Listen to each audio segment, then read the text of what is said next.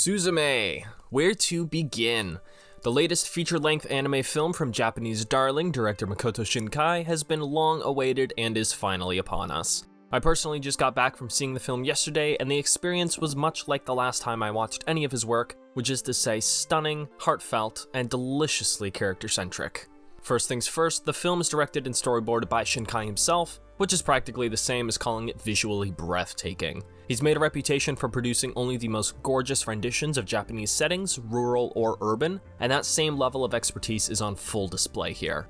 Most of the team from his last two films worked on this one as well, so it's got the same style and feel as Your Name and Weathering with You. Speaking of style, if you like Shinkai's, you'll love this film. His shot composition and directorial choices are only improving in my eyes, and everything from action sequences to dialogue scenes, but, especially action sequences, are drum-tight and hyper-efficient.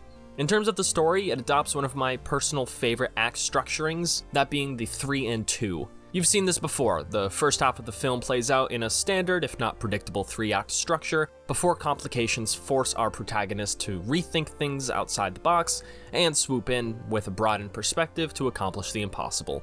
I don't know why, but the Lego Movie is always the first example of this kind to come to mind. Weathering with You had a similar act progression, but I think Suzume's is even more refined and poignant. While Japanese cinema has always tackled its own national issues, I feel like we're seeing more and more anime explore Japan-specific problems, and this movie's no exception. Shinkai said the film was largely inspired by the Tokyo earthquake, pandemic symptoms, and the country's declining birth rate, all combining to give this film, more than anything before, a distinctly forlorn and post-apocalyptic tone. I've never experienced a feature that tackles the spiritual aspect of abandoned destinations, an extremely unique focus which turns this adventure into one of the most provocative and strangely nostalgic road trip films I've ever seen.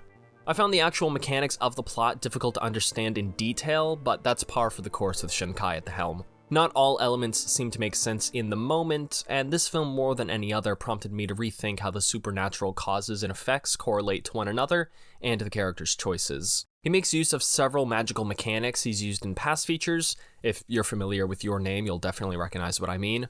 But while I've seen others complain this contrives and pollutes the plot, I thought it was wonderful to see a host of different characters reacting in different ways to these obstacles and abilities.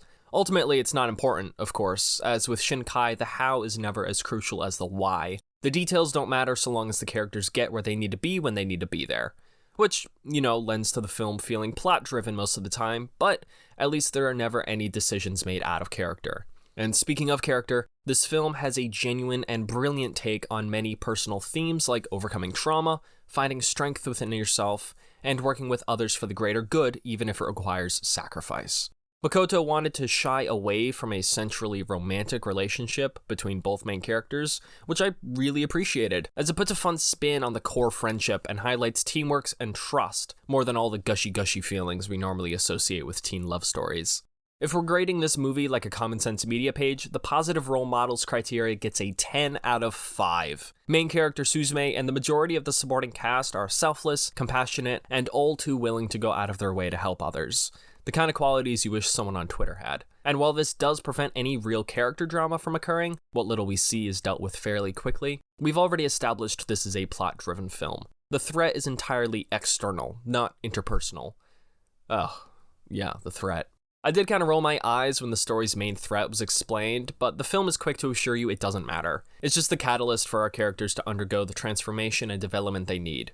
Which, is the point of an antagonist, but you can only use the same villain archetype so many times, that's all I'll say.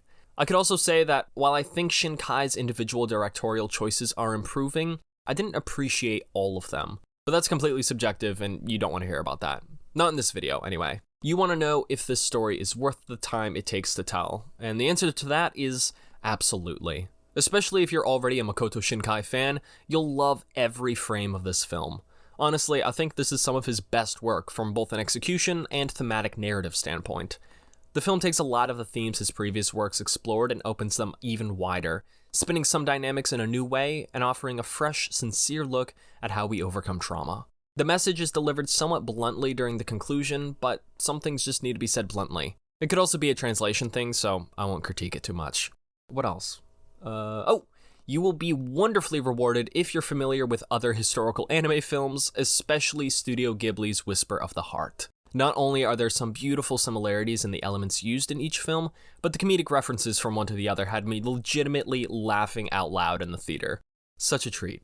To sum up, Suzume is a fantastic film from one of anime's best artists, and it's well worth checking out. Just remember, this is a Makoto Shinkai film, and if you like his style, as I've said, you'll love this feature. And if you don't like his style, you'll probably still love this film. Not best to go in with any sort of analytical intent, but if you're hoping for a positive emotional roller coaster that sticks the landing, this film will scratch all the right itches.